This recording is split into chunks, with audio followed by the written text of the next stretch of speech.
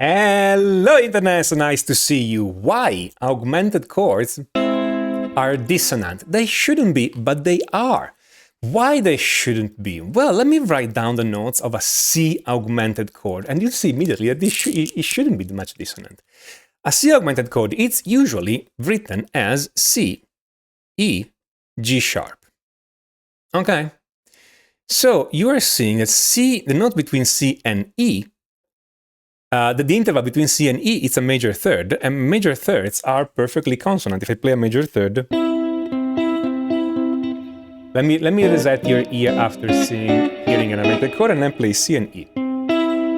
It's a perfectly pleasant interval. It's consonant. Between E and G sharp, well, E and G sharp, it's a major third. We just seen that the major third is consonant, so it's consonant here too.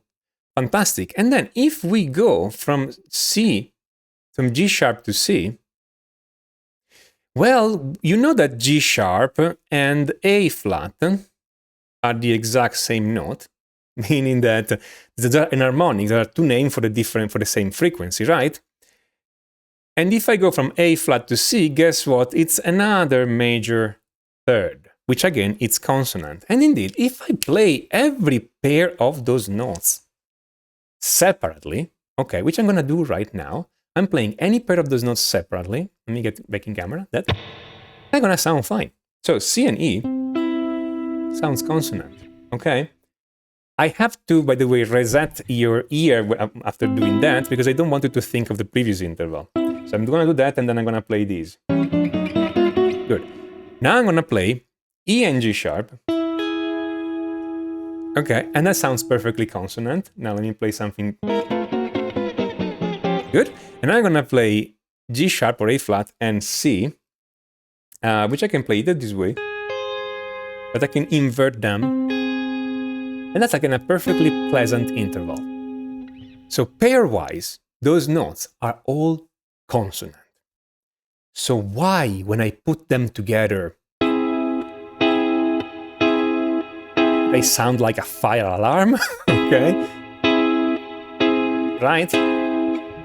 Well, it's clear that somehow the dissonance is in your mind, because again, those two notes are not consonant, are not dissonant.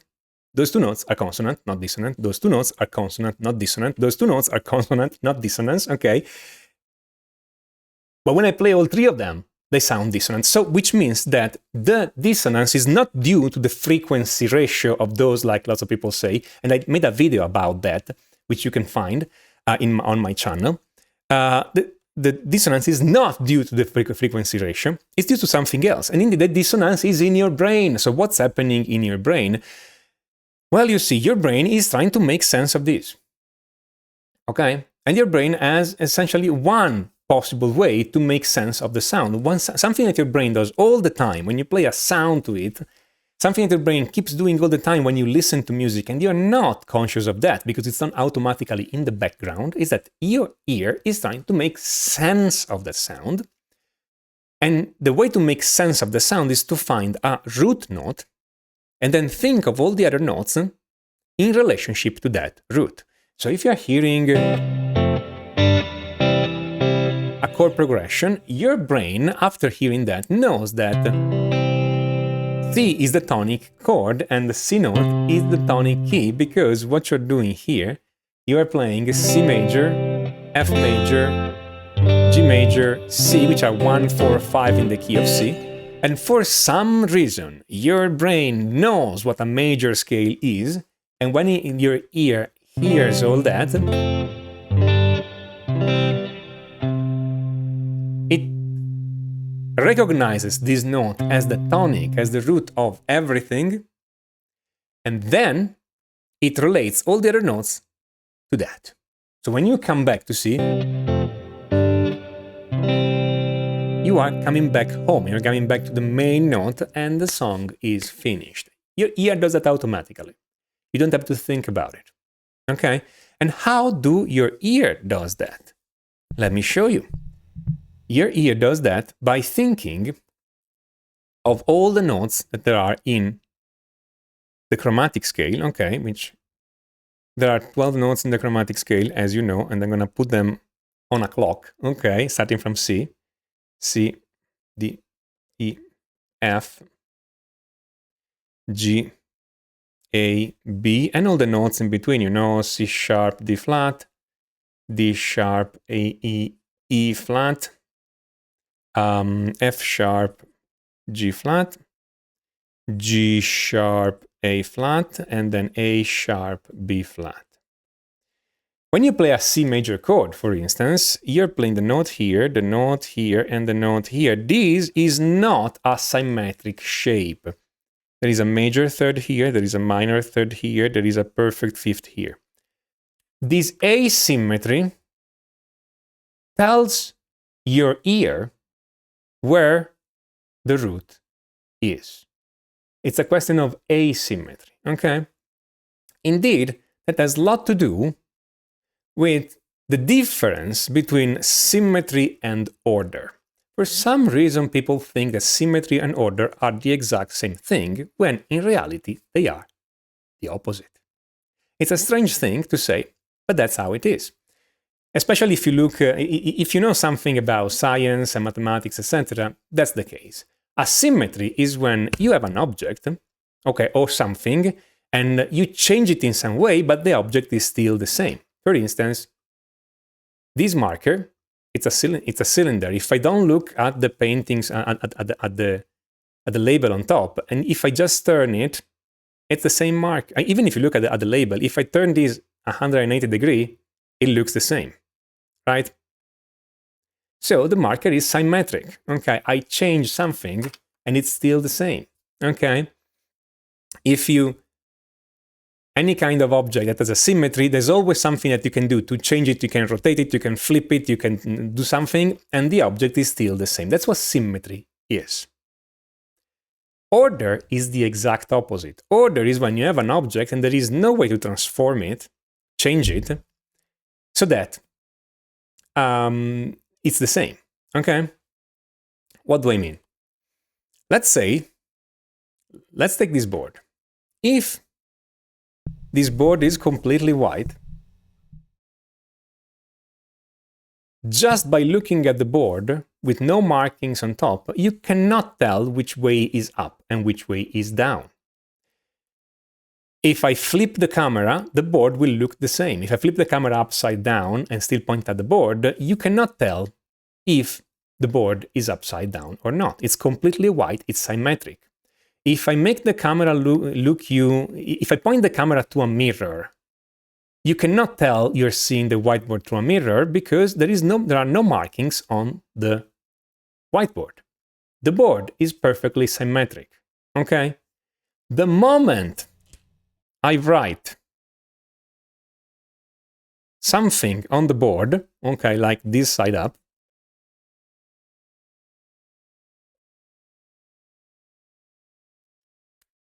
now I've ordered the board, okay? Now you know that this side is up. If I flip the camera around, or if I put this camera through a mirror, now you can tell, okay, always that this side is up, and you will see this writing mirrored, and so you can recognize you're looking at the camera through a mirror. I've ordered the board. I've destroyed the symmetry. The board is not symmetric anymore. Now this is up. It's not symmetric with the down. Now this is right. It's not symmetric with the left. Okay?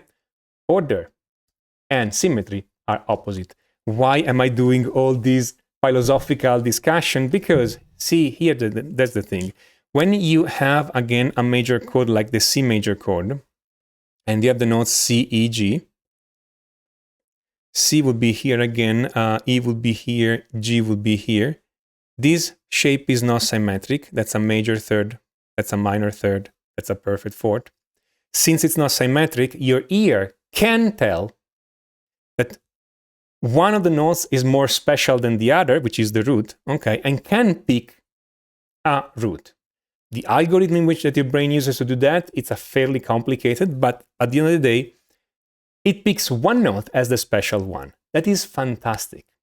It works, but now what happens when you play to your brain an augmented chord?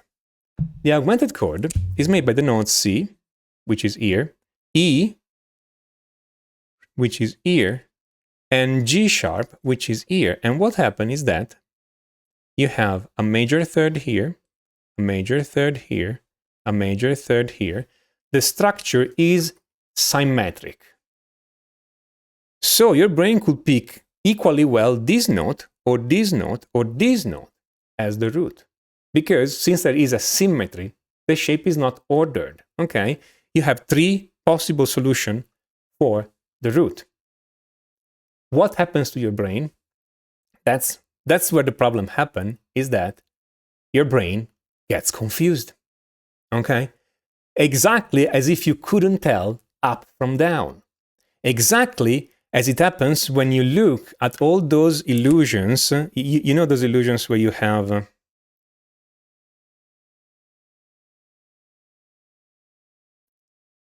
which of those 2 faces is in front? It's this face here in front, or it's this face here in front, and you're looking at this cube from below. You cannot tell, right? This figure has 2 interpretations in your brain. It's symmetric in some way. There are 2 interpretations. So when you look at it, you can perceive this face to be in front, or you can perceive this face to be in front, but you cannot perceive both of them at the same time. What happens to your hearing is that your brain is trying to perceive this as the root, and this as the root, and this as the root at the same time. It's a glitch in your hearing system. And so when you hear all those 3 at the same time, that confusion is perceived as dissonance. The dissonance is not that those 2 notes are dissonant because they're consonant. It's not that those 2 notes are dissonant because they're consonant, and it's not that those 2 notes are dissonant because they are consonant. Okay? It's when you play all 3 of them, or you have in mind all 3 of them, okay? All the 3 of them together, since the shape is symmetric, prevent your brain to find one specific root. It's a problem, okay? And that's why augmented chord sounds dissonant. That's the real reason. But we can use that, because symmetry is always a nice property, even in music. And indeed, you can use these kind of chords, the augmented chord, to change key, okay? Because you can, since they are symmetric and since they have more than one root, when you play them, this destabilizes the perception of a tonic, and so you can move the tonic from one note to another note, which is changing key. Okay, and I explore these and more ways to change key in my new course, Modulation Mastery. Okay, Modulation Mastery is a completely new revolutionary course in which I'm explaining, and it works for both guitar players and piano player and anybody else who can play chords, whether it's on an instrument or on the computer. So if you use a DAW or MIDI or other things, you can take, if you do any of those things, you can take Modulation Mastery. And in this course, I'm explaining all the possible ways discovered so far in the history of music to change key.